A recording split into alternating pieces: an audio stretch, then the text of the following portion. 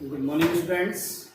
बेटा आज हम सर्कुलेटरी सिस्टम का नेक्स्ट लेक्चर डिस्कस करेंगे। ठीक है, इससे प्रीवियस लेक्चर में हमने किसके बारे में डिस्कस किया था? कार्डियक साइकिल के बारे में डिस्कस किया था। ठीक है, आज के लेक्चर में कुछ छोटे छोटे टॉपिक्स है।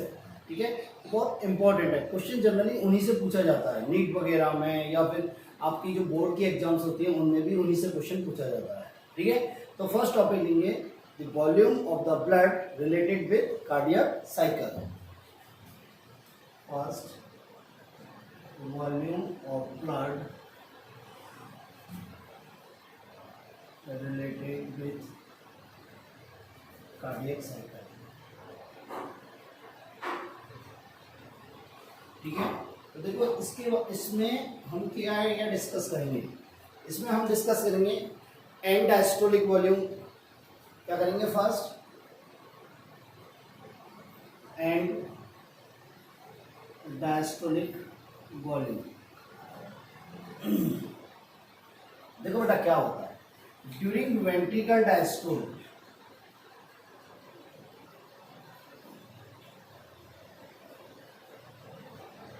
ड्यूरिंग वेंट्रिकल डायस्टोल, ठीक है, the maximum amount of the blood can fill in the ventricle during ventricle diastole. मतलब डायस्टोल मींस रिलैक्सेशन कंडीशन है, रिलैक्सिंग स्टेज है।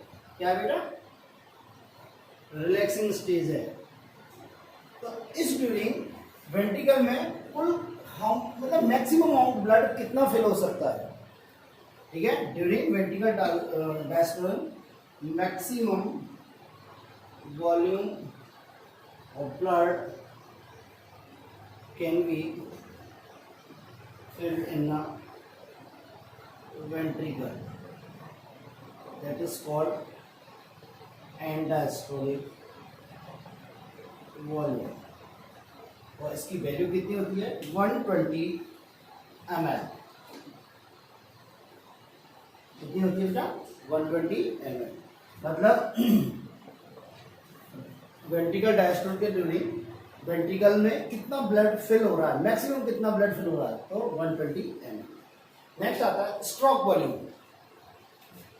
बी आता है stroke volume.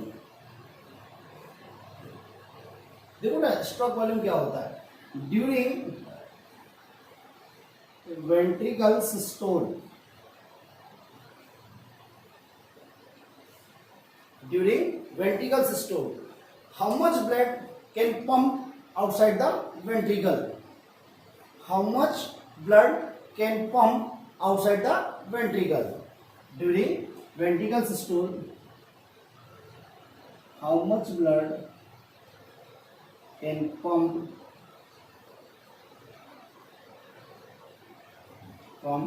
outside the ventricle? इसकी वैल्यू उसे क्या बोलते हैं? Stroke volume. That is called stroke volume. और इसकी वैल्यू कितनी होती है बेटा? 70 ml। कितनी होती है बेटा? 70 ml। 70 ml। मेरी बात समझ में आई? तो ये क्या हुआ हमारा? Stroke volume. नेक्स्ट होता है एंड सिस्टोलिक वॉल्यूम। थर्ड आता है एंड सिस्टोलिक वॉल्यूम। ठीक है, तो देखते हैं एंड सिस्टोलिक वॉल्यूम।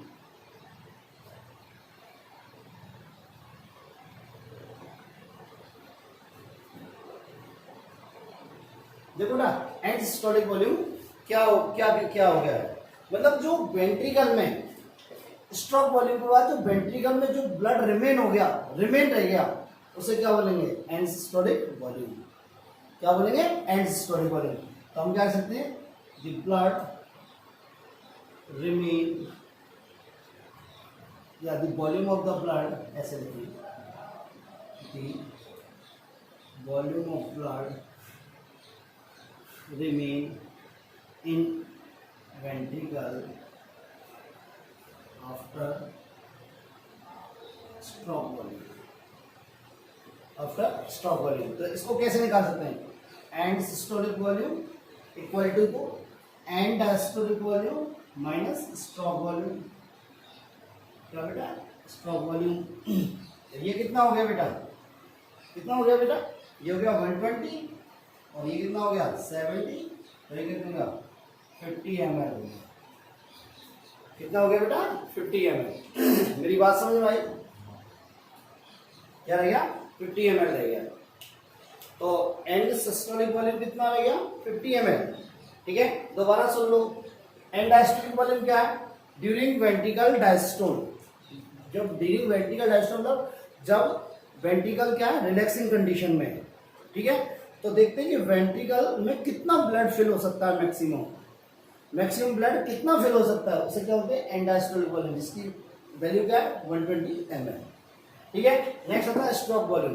देखो अब वेंट्रिकल फिल हो चुके हैं, अब क्या होगा वेंट्रिकल में क्या होगा कॉन्ट्रैक्शन होगा, सिस्टोल होगा। तो सिस्टोल के ड्यूरिंग कितना ब्लड पंप किया जा रहा है, कितना ब्लड बॉडी के अंदर मतलब हार्ट से बॉडी की तरफ या हार्ट से आउटसाइड कितना पंप किया जाता है, उसे जानेंगे स्ट्रोक वॉल्यूम। इसकी वैल्यू कितनी है 70 ml। एंड सिस्टोलिक वॉल्यूम क्या है कि स्ट्रोक के बाद कितना ब्लड रिमेन रह गया वेंट्रिकल में, उसे क्या बोलेंगे एंड सिस्टोलिक वॉल्यूम। तो ये क्या हो गया 50 ml। क्या हो गया बेटा 50 ml। मेरी बात क्लियर है? नेक्स्ट आता है कार्डियक आउटपुट। क्या आता है बेटा कार्डियक आउटपुट। तो देखो कार्डियक आउटपुट कितना है।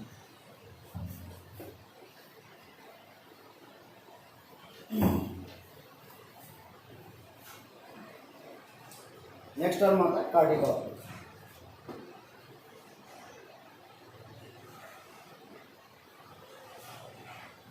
देखो ना कार्डियक आउटपुट क्या होता है। ठीक है, how much blood can pump by left ventricle in aorta within 1 minute. Within 1 minute, how much blood can pump by left ventricle in aorta within 1 minute? ठीक है, 1 मिनट में 1 मिनट में वेंट्रिकल द्वारा किसके लेफ्ट वेंट्रिकल द्वारा aorta में कितना blood pump किया जा रहा है, अरोटा में कितना ब्लड पंप किया जा रहा है, उसको क्या बोलेंगे कार्डियक आउटपुट। क्या बोलेंगे कार्डियक आउटपुट। तो देखो बेटा कार्डियक आउटपुट को हम कैसे निकालेंगे, मतलब कार्डियक आउटपुट इधर देखो कार्डियक आउटपुट, इसको ऐसे भी लिखते हैं। ठीक है, देखो हमारा हार्ट कितनी बार पंप कर रहा है 72 से 78 बार, और एक बीट की ड्यूरिंग क्या हो रहा है स्ट्रोक भी लग रहा है। क्या लग रहा है स्ट्रोक लग रहा है। तो हम क्या कह सकते हैं stroke volume into heart beat. मेरी बात समझो, एक हार्ट बीट के तो ड्यूरिंग क्या हो रहा है वेंट्रिकल कॉन्ट्रैक्ट भी हो रहा है ना, तो वेंट्रिकल कॉन्ट्रैक्ट हो रहा है तो क्या निकल रहा है स्ट्रोक वॉल्यूम उससे निकल रहा है। स्ट्रोक वॉल्यूम तो हर हार्ट बीट के ड्यूरिंग क्या होता है एक स्ट्रोक वॉल्यूम क्या होता है लेफ्ट वेंट्रिकल से जाएगा नहीं जाएगा। तो हम क्या कह सकते हैं कार्डियक आउटपुट बराबर stroke volume into heart beat. Stroke volume कितना है 70 ml, हार्ट बीट कितनी है 72 78, तो ये कितना होता है अराउंड 5 लीटर। क्या होता है 5 लीटर। ठीक है, तो कार्डियक आउटपुट कितना हो गया 5 लीटर। कार्डियक आउटपुट कितना हो गया बेटा 5 लीटर। मेरी बात क्लियर है? नेक्स्ट आता है हार्ट साउंड।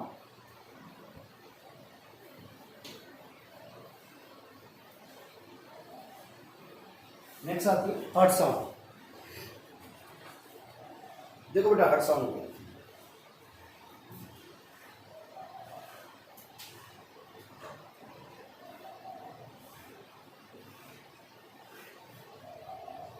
देखो ना मैंने आपको बताया था जब कार्डियक साइकिल जब आपको डिस्कस कर रहा था तो मैं कार्डियक हार्ट साउंड के बारे में आपको बता रहा था। एक्चुअली हार्ट साउंड दो होती है, एक होती है फर्स्ट हार्ट साउंड और एक होती है सेकंड हार्ट साउंड। ठीक है, ये फर्स्ट हार्ट साउंड इसको क्या बोलते हैं लव, और इसको क्या बोलते हैं डाउट। बात समझे? ये फर्स्ट हार्ट साउंड कब हमें सुनाई देती है? वेंट्रिकल सिस्टोल के ड्यूरिंग। किसके ड्यूरिंग? वेंट्रिकल सिस्टोल के ड्यूरिंग। अब होता क्या है, वेंट्रिकल सिस्टोल के ड्यूरिंग क्या होता है, ट्राइकास्पिड और बाइकास्पिड वॉल्व जो होते हैं वो कहते हैं क्लोज होते हैं। क्या होते हैं? क्लोज होते हैं। इसलिए हमें क्या होती है? फर्स्ट हार्ट साउंड सुनाई देती है। इसके ड्यूरिंग क्या होता है? ट्राइकास्पिड एंड बाइकास्पिड वॉल्व क्या होते हैं? क्लोज होते हैं। क्या होते हैं? क्लोज होते हैं। तो इसलिए हमें क्या होती है? फर्स्ट हार्ट साउंड सुनाई देती है। बात समझ? इन दोनों ट्राइकास्पिड और बाइकास्पिड को सम्मिलित रूप से क्या बोलते हैं? एवी वॉल्व है। क्या बोलते हैं बेटा? एवी वॉल्व। क्या बोलते हैं बेटा अपन? एवी वॉल्व। ठीक है, देखो डब ये कब सुनाई देती है? वेंट्रिकल डायस्टोल के ड्यूरिंग।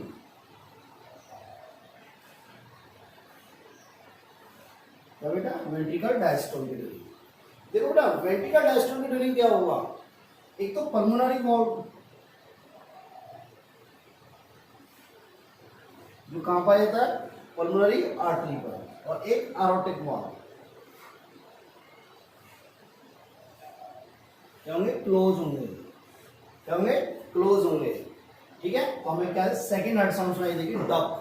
और इनको सम्मिलित रूप से पल्मोनरी वाल्व और एरोटिक वाल्व को क्या बोलते हैं? Semi lunar valve.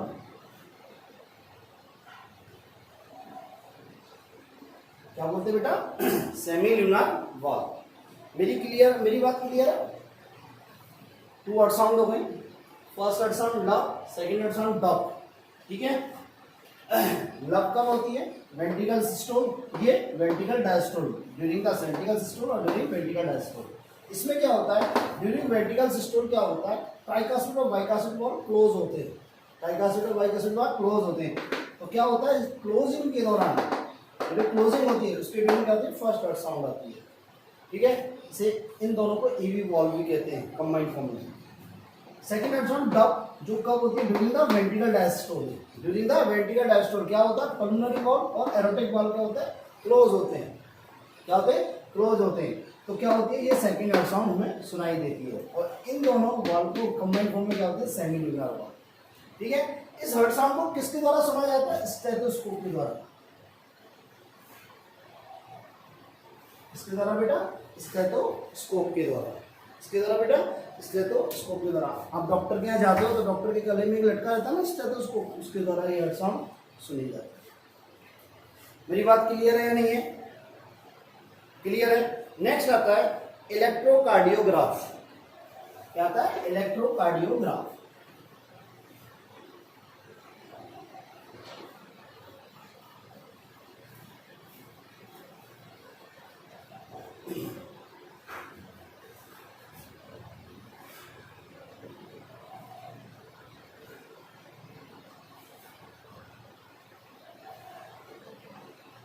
Electrocardiograph, ECG. देखो बेटा, होता क्या है? हार्ट की एबनॉर्मलिटीज को जानने के लिए, हार्ट की एबनॉर्मलिटीज को जानने के लिए होता क्या है? जो कार्डियक इवेंट्स होते हैं, कार्डियक इवेंट्स होते हैं या change in heart, changes in heart, इनको किस में कन्वर्ट कर दिया जाता है? इलेक्ट्रिक इंपल्स में कन्वर्ट कर दिया जाता है। इसमें बेटा इलेक्ट्रिक इंपल्स में। किसके द्वारा? इस इलेक्ट्रोकार्डियोग्राफ के द्वारा। किसके द्वारा? Bye electrocardiograph.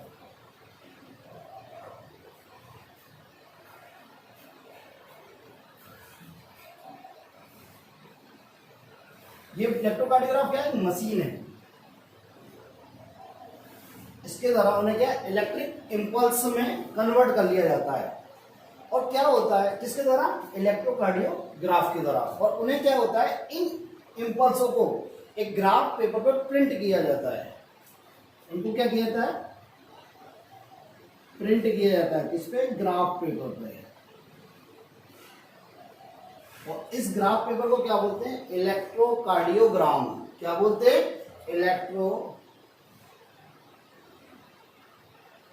कार्डियोग्राम। अब मेरी बात समझो आप, ये क्या है? इलेक्ट्रोकार्डियोग्राम का ग्राफ है। क्या है, ग्राफ। मेरी बात समझो आप, अब कंफ्यूज मत होना, ये उल्टा है। इलेक्ट्रोकार्डियोग्राफ तो क्या है, मशीन है, क्या है, मशीन है, और इलेक्ट्रोकार्डियोग्राम क्या है, ग्राफ है जो हमने ऑब्टेन किया है। बात समझ में आई, दोबारा सुनो। देखो इलेक्ट्रोकार्डियोग्राम क्या है, इसका यूज क्या है। एक्चुअली हमारे हार्ट में बहुत सारी एबनॉर्मलिटीज को जानने के लिए, एबनॉर्मलिटीज को आइडेंटिफाई करने के लिए क्या करते हैं कि जो जो कार्डियक इवेंट्स होते हैं, कार्डियक में जो चेंज होते हैं उन्हें कहते हैं इलेक्ट्रिक इंपल्स में कन्वर्ट कर दिया जाता है, इसके द्वारा इलेक्ट्रोकार्डियोग्राफ के द्वारा, ठीक है। और इन इलेक्ट्रिक इंपल्स को कहते हैं एक ग्राफ पर प्रिंट पे कर दिया जाता है, जिसे क्या होते हैं, इलेक्ट्रोकार्डियोग्राम। क्या बोलते हैं, इलेक्ट्रोकार्डियोग्राम। तो देखो बेटा, ये वो इंपल्स वो क्या होते हैं, वो किस प्रकार की होती है। देखो ईसीजी ऐसे होती है,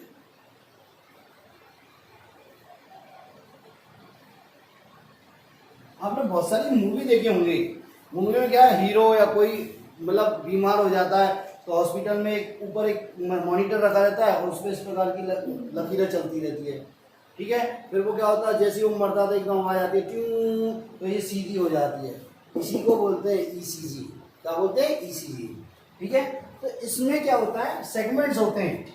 इस सेगमेंट बोलते हैं पी, इसको बोलते हैं क्यू आर एस, और इसको बोलते हैं टी, ठीक है। तो ईच सेगमेंट्स होता है या ईच वेव होती है, वो कुछ ना कुछ इंडिकेट करती है। जैसे पी वेव है, ये क्या करती है, आर्टियल डीपोलराइजेशन को इंडिकेट करती है।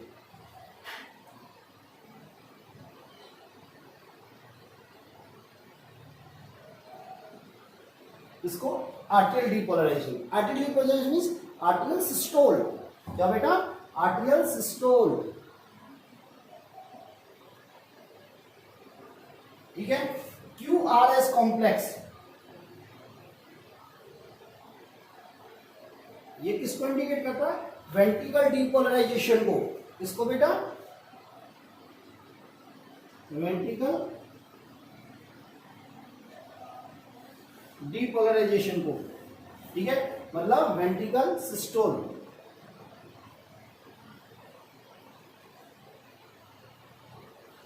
ठीक है। नेक्स्ट आता है टी वेव। क्या था बेटा, टी वेव, ये किसको शो करिए, वेंट्रिकल रीपोलराइजेशन को।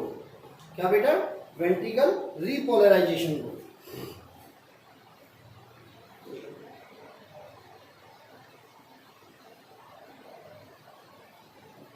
मतलब ये किसको शो कर रहा है कि वेंट्रिकल में सिस्टोल खत्म हो चुका है, वेंट्रिकल में सिस्टोल कंप्लीट हो चुका है। मेरी बात समझ में आई। अब इस ईसीजी को पढ़ने का काम कौन कर रहा है, कार्डियोलॉजिस्ट। कौन पढ़ते हैं इसे, कार्डियोलॉजिस्ट। और कार्डियोलॉजिस्ट इस ईसीजी की सहायता से क्या निकालते हैं, एबनॉर्मलिटीज पता करते हैं। किसको, एबनॉर्मलिटीज का आइडेंटिफिकेट कर रहे हैं, देखो आइडेंटिफाई कर रहे हैं। मान लो टी वेव एलिवेट हो गई, टी वेव की हाइट ज़्यादा हो गई, ये फ्लैट हो गई, या फिर ये इन्वर्ट हो गई, तो मायोकार्डियल इन्फॉक्शन को शो करती है। इस प्रकार बहुत सारे डिजीजों के बारे में इससे आइडेंटिफाई की जाती है, इस इलेक्ट्रोकार्डियोग्राफ के। मेरी बात क्लियर है, ठीक है बेटा। नेक्स्ट टॉपिक आता है ब्लड प्रेशर। क्या बेटा, ब्लड प्रेशर, बीपी कहते हैं ना, बीपी हो गया इसको, इसका बीपी बढ़ गया है। कई बार मजाक में होते हैं, भाई बीपी मत बढ़ाए, ठीक है। तो वही उसी के बारे में कर रहे हैं, ब्लड प्रेशर।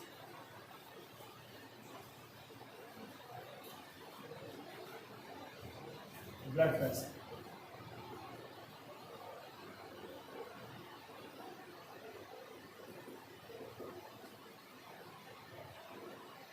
देखो बेटा ब्लड प्रेशर क्या होता है।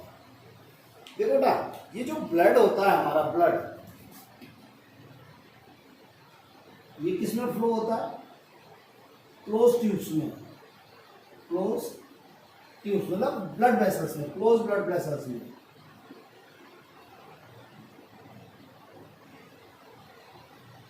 इसमें क्लोज ब्लड वेसल्स में, ठीक है। अब देखो बेटा, जब ये ब्लड फ्लो हो रहा है, इन ब्लड वेसल्स में फ्लो हो रहा है, तो क्या हो रहा है, जब फ्लो हो रहा है इसके ड्यूरिंग क्या होता है, ये ब्लड इन ब्लड वेसल्स की वॉल पर प्रेशर अप्लाई कर रहा है, इन ब्लड वेसल्स की वॉल पर क्या कर रहा है, प्रेशर अप्लाई कर रहा है। ये क्या है, pressure applied by blood in the wall of blood vessels during flowing। बात समझ में आई मेरी बात सर? ये ब्लड जब इन ब्लड वेसल्स में फ्लो हो रहा है तो क्या हो रहा है, ये ब्लड क्या कर रहा है, इन ब्लड वेसल्स की वॉल पर क्या कर रहा है, प्रेशर अप्लाई कर रहा है। ये ब्लड क्या कर रहा है, इन ब्लड वेसल्स की वॉल पर क्या कर रहा है, प्रेशर अप्लाई कर रहा है, और इसे क्या बोल रहे हैं, ब्लड प्रेशर।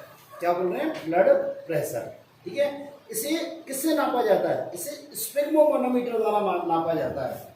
किसके द्वारा, स्पिग्मोमैनोमीटर द्वारा।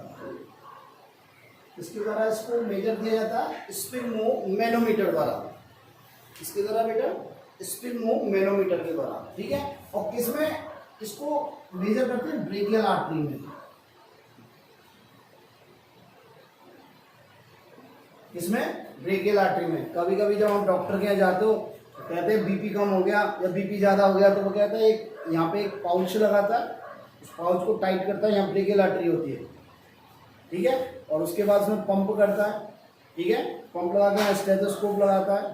ठीक है, और जब पंप करता है तो प्रेशर अप्लाई होता है, नहीं होता है? उस इंस्ट्रूमेंट को क्या बोलते हैं, स्पिग्मोमैनोमीटर। और यहाँ पे किसमें, ब्रेकियल आर्टरी में। किसमें मेजर करता है बेटा, ये ब्रेकियल आर्टरी में। मेरी बात समझ में आई? ब्रेकियल आर्टरी कह दो या रेडियल आर्टरी भी कह सकते हैं इसे, और क्या कह सकते हैं, रेडियल आर्टरी भी कह सकते हैं।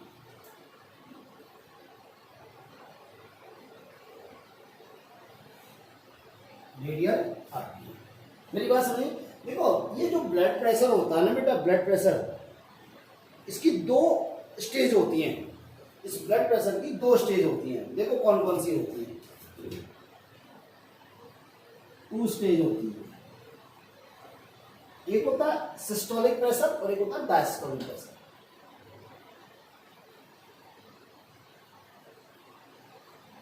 और एक होता है डायस्टोलिक प्रेशर।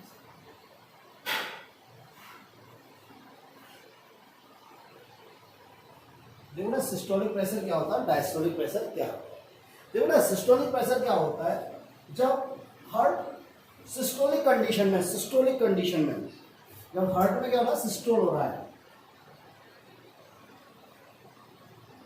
हार्ट में क्या हो रहा है, सिस्टोल हो रहा है। तो उस ड्यूरिंग क्या होता है, सिस्टोल हो रहा है मतलब कॉन्ट्रैक्शन हो रहा है, तो ब्लड क्या हो रहा है, पंप हो रहा है हार्ट से कहाँ, ब्लड वेसल्स की तरफ हो रहा है ना।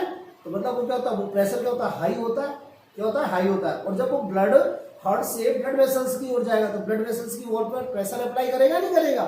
तो ये क्या होता है, during heart systole blood apply the pressure on wall of blood vessels. ठीक है, ये क्या है, ये प्रेशर की अपर लिमिट है। ये क्या है बेटा, अपर लिमिट। ये प्रेशर की क्या है, अपर लिमिट। ठीक है, तो ये कितना होता है, मेल में क्या होता है इसका वैल्यू, इसकी होती है 120 mm ऑफ Hg। क्या होती है, 120 mm ऑफ Hg। और फीमेल में क्या होती है बेटा, ये 110 mm ऑफ Hg। देखो ये mm ऑफ Hg क्या होता है, इसकी मेजरमेंट की यूनिट है। मेरी बात समझ में आई? दोबारा देखो, बीपी की दो स्टेज है, सिस्टोलिक और डायस्टोलिक। सिस्टोलिक प्रेशर का मतलब ये हार्ट सिस्टोल के ड्यूरिंग जो ब्लड प्रेशर अप्लाई कर रहा है वॉल्स पर, उसे क्या बोलेंगे, सिस्टोलिक प्रेशर। ये क्या है, अपर लिमिट है प्रेशर की। ये क्या है, अपर लिमिट है। तो मेल में कितनी होती है, 120, फीमेल में कितनी होती है, 110। ठीक है, डायस्टोलिक क्या है, ड्यूरिंग हार्ट डायस्टोल मतलब रिलैक्सिंग कंडीशन में। क्या होती है, रिलैक्सिंग कंडीशन में जो ब्लड प्रेशर अप्लाई कर रहा है किस पर, ब्लड वेसल्स पर, उसे क्या बोलेंगे हम, डायस्टोलिक ब्लड प्रेशर। ठीक है, तो इसका मान क्या होता है, मेल में क्या होता है 80 mm ऑफ Hg और फीमेल में क्या होती है बेटा ये 70 mm ऑफ Hg। बात समझ में आई। सिस्टोलिक प्रेशर मेल में क्या होता है 120, फीमेल में क्या होता है 110, ठीक है। और डायस्टोलिक मेल में क्या होता है 80 और फीमेल में क्या होता है 70 mm ऑफ Hg। तो देखो अब हम बीपी को कैसे लिख सकते हैं, इस प्रकार लिख सकते हैं बीपी को, सिस्टोलिक प्रेशर बटे डायस्टोलिक प्रेशर।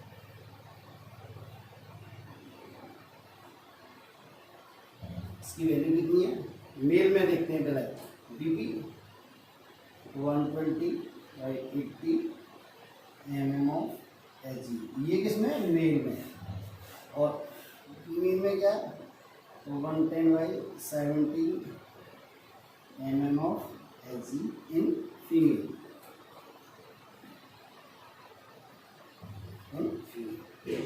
मेरी बात समझ में। अब देखो बेटा प्रेशर कई बार कहते हैं कि बीपी बढ़ गया बीपी घट गया, क्या कहते हैं बीपी बढ़ गया बीपी घट गया। मान लो आप भाग के आए, आपने कोई काम किया, आपने भाग के आए, ठीक है, या फिर आपके सामने कोई प्रॉब्लम आ गई एकदम, तो आपका बीपी बढ़ जाता है, आपका बीपी बढ़ जाता है। आप रनिंग करके आए, एक्सरसाइज करके आए, आपने क्या की रनिंग की, एक्सरसाइज की और कोई वर्क किया, वर्कआउट किया आपने, तो क्या होगा आपका बीपी बढ़ जाएगा, आपका बीपी बढ़ जाएगा। पर ये बीपी टेम्परेरी बढ़ेगा, शॉर्ट टाइम के लिए बढ़ेगा, क्या शॉर्ट टाइम के लिए। पर कंडीशन ऐसी है कि बीपी लगातार ही राइजिंग है, राइजिंग स्टेज में, लगातार ही राइजिंग स्टेज में, तो उस कंडीशन को क्या बोलेंगे हाइपरटेंशन। यदि ये कंटिन्यूअस है कंडीशन, क्या है कंटिन्यूअस, तो इसे क्या बोलेंगे हाइपरटेंशन, क्या बोलेंगे हाइपरटेंशन। मेरी बात समझ में आई। दूसरी बात, कभी कभी क्या बीपी कम हो जाता है, हाइपर मींस अधिक, और कभी कभी बीपी कम हो जाता है। कैसे, मान लो आपको डिहाइड्रेशन हो गया, ठीक है, अब वाटर इनटेक कम हो गया आपका, तो वाटर इनटेक क्या हो गया डिक्रीज हो गया, ब्लड लॉस हो गया, एक्सेसिव में ब्लड लॉस हो गया, तो क्या हो गया ब्लड वॉल्यूम डिक्रीज हो गया, ब्लड वॉल्यूम क्या हो गया डिक्रीज हो गया। अब ब्लड वॉल्यूम डिक्रीज हो गया तो क्या हो गया आपका बीपी डाउन हो गया। यदि ये कंडीशन कंटिन्यूअस है तो इसे क्या बोलेंगे हाइपोटेंशन, क्या बोलेंगे हाइपोटेंशन। दूसरी बात बेटा, हाइपरटेंशन हाइपोटेंशन आप करेक्टर्स, आप लक्षण देख के सिम्टम्स देख के पता नहीं लगा सकते। जैसे मुझे आप हाइपरटेंशन हो गई, हाइपोटेंशन आप पता नहीं लगा सकते, आपसे स्पिगमो मैनोमीटर से ही पता लगा सकते हैं। कई बार क्या होता है, हमें क्या होता है जब बीपी कम हो जाता है तो हम क्या करते हैं चीनी और नमक का घोल देते हैं, चीनी और नमक का घोल देते हैं। हमारे यहाँ सबको नमक का चीनी का घोल दे देते हैं बिना देखे गाँव में, ठीक है, पता लगा बीपी बढ़ रहा है और नमक और चीनी का घोल दे दिया और बीपी बढ़ गया, तो हमें ऐसा नहीं करना है, ठीक है बेटा। तो ये हुए आपके जो छोटे छोटे टॉपिक हैं हार्ट के, वो क्वेश्चन जनरली यहाँ से पूछा जाता है। बात मेरी क्लियर है, ठीक है। नेक्स्ट टॉपिक हम ब्लड के बारे में डिस्कस करेंगे, वो नेक्स्ट क्लास में डिस्कस करेंगे, ठीक है बेटा। थैंक यू बेटा आज के लिए।